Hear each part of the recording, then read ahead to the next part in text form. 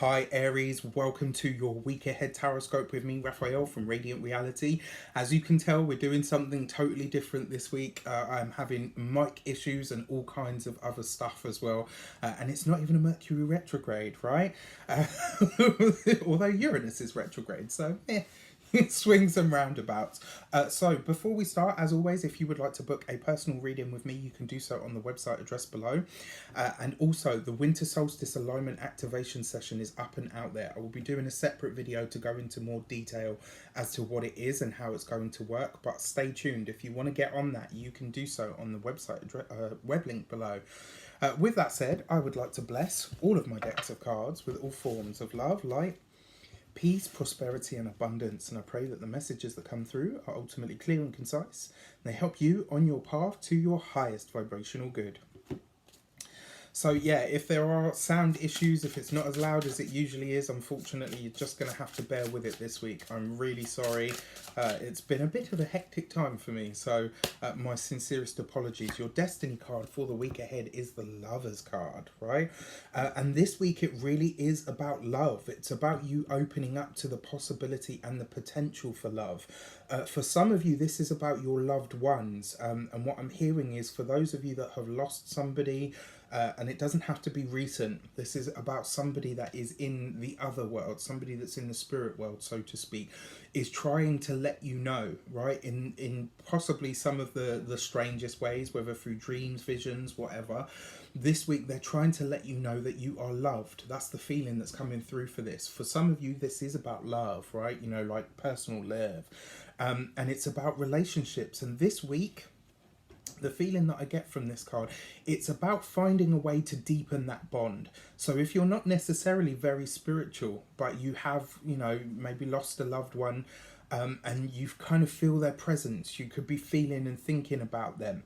That's no coincidence. If you have a chance, check out the weekly overview. It will give you an idea of why, right? But utilizing that power of love to tap into that energy, right? To tap into that thought process of, not even thought process, of that feeling process of what love is, what it actually means to you, what you require from a relationship. These are all things that are coming up for you this week. And the interesting thing for me is, my grandmother that passed was an Aries, and I've been feeling her around, right? So even though I'm not an Aries, you know, the message for you, because as soon as I saw this card, that's what I thought of. And that's why the message coming through for you guys is, if there is somebody in the spirit world, they are trying to connect with you to let you know that you are loved. Down here on the ground in your everyday life, whether you're single, whether you're partnered, this is about you going through the process of really asking yourself this week, what do I require from a relationship? Am I getting that from my current relationship? If I'm single, I'm ready for something now. I'm ready for someone now. And ultimately, what does that look like for me? Who does that look like for me? You know, and this doesn't have to be about picking a specific person.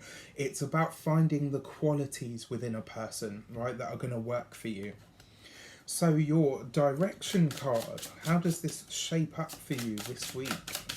And this week you get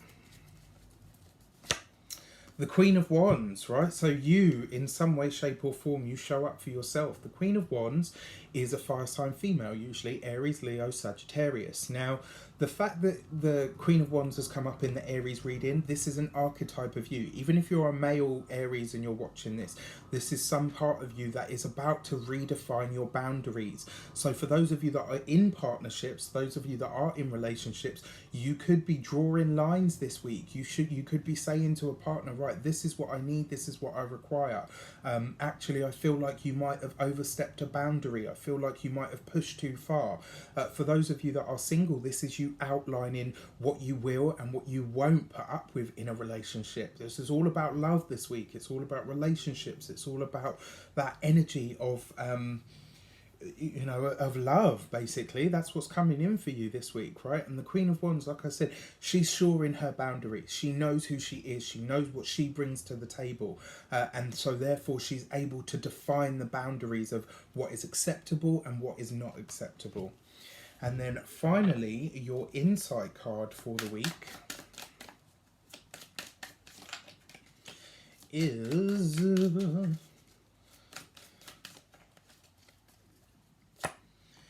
You got the Five of Swords, right? So there may be a skirmish or two. There might be some difficult conversations that need to be had.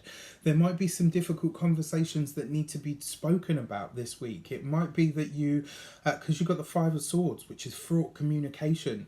Don't let somebody goad you, right? This is about you not letting your situation, when it comes to love, when it comes to relationships, don't let somebody or something or even an experience make you behave in a way that is not authentic to who you are, right? You're an Aries, you are original, you are free thinking, and if there is something that, you know, you might not want to rock the boat with a relationship, but it's, if you do it now, it's less of an issue, whereas if you do it later on, it could become a real problem, right? So approach this week through the spirit of love, approach this week through the spirit of being able to compromise and reach some kind of level with somebody, you know, to meet them on their own ground, so to speak.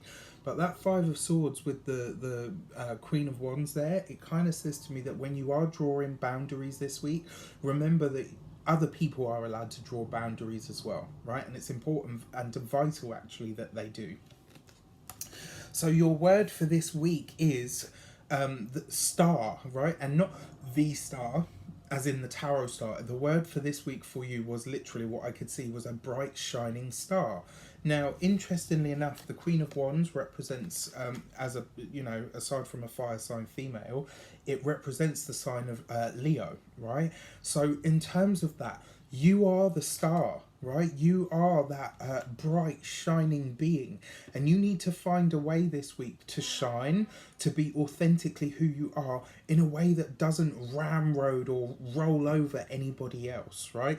There's, you know, that saying that your shine doesn't take away from anybody else's. And I really believe that. It's so true. You need to find a way this week to follow that hopeful star, to shine as bright as you absolutely are, and to know that that doesn't diminish anybody else. And also, anyone or anything that is trying to diminish your shine is probably not supposed to be in your own solar system. Do you know what I mean? So that is your weekly reading. I hope it helps. Again, my apologies for this different style, but it is just one of those weeks for me at this moment in time. I wish you an abundance of all of that good stuff. Have a fantastic week, and I'll see you soon.